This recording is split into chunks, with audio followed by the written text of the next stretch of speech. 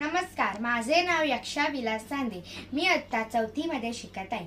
आज मी तुमच्या समोर संत ज्ञानेश्वरांबद्दल काही माहिती सांगणार आहे. महाराष्ट्राच्या क्षितिजावरती दिव्य चमकला तारा, महाराष्ट्राच्या क्षितिजावरती दिव्य चमकला तारा, अंधरुडीचा येथे थांबला, अंधरुडीचा येथे थांबला बलशाली वारा.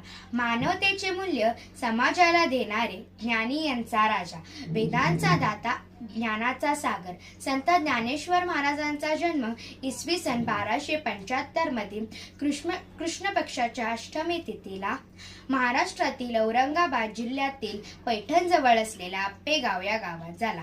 त्यांच्या आईचे नाव रुक्मिणीबाई व वडिलांचे नाव विठ्ठलपंत असे होते. ज्ञानेश्वरांचे वडील विठ्ठलपंत हे मुळातच विरक्त संन्यासी होते. विवाहित असतानाच त्यांनी संन्यास घेतला. ते काशीला गेले. गुरूंना ते विवाहित आहे असे समजल्यावर गुरूंनी त्यांना परत पाठविले. त्यांच्या आज्ञेनुसार पुन्हा एकदा गृहस्थ आश्रमात प्रवेश केल्यानंतर विठ्ठलपंतांना 4 मुले झाली. निवृत्ती, ज्ञानदेव, सोपान आणि मुक्ताबाई अशी त्यांची नावे होती. विठ्ठलपंत तीर्थयात्रा करत करत आळंदी येथे स्थायिक झाले. त्या काळी संन्यासाची मुले म्हणून सर्व समाज या 4 भावंडांची हेटाळणी करीत असे.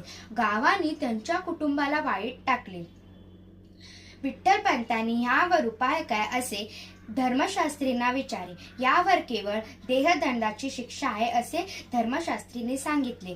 मुले संस्कारापासून वंचित होऊ नये व भविष्यात त्यांचे भले व्हावे यासाठी रुक्मिणीबाई यांनी विठ्ठलपंतांनी आत्महत्या करून देहांत प्राय चित्त घेतले.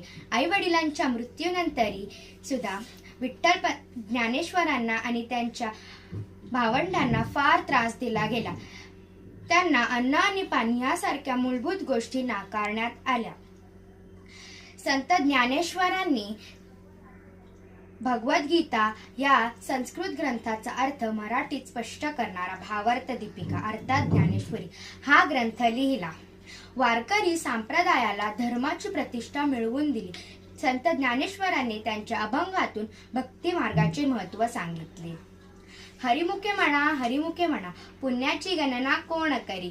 हरिनामाचे स्मरण करण्यासाठी रामकृष्ण हरी या मंत्राचा जप सांगणारे संत ज्ञानेश्वर यांनी माणसाचं जीवन सुख समृद्धीकडे जाईल असे अनेक अभंग सुचविले. त्यांच्या अभंगाची भाषा इतकी मधाळ आहे की त्या शब्दांची गोडी एकदा चाकली की कायमच अंतःकरणात भिनत असते.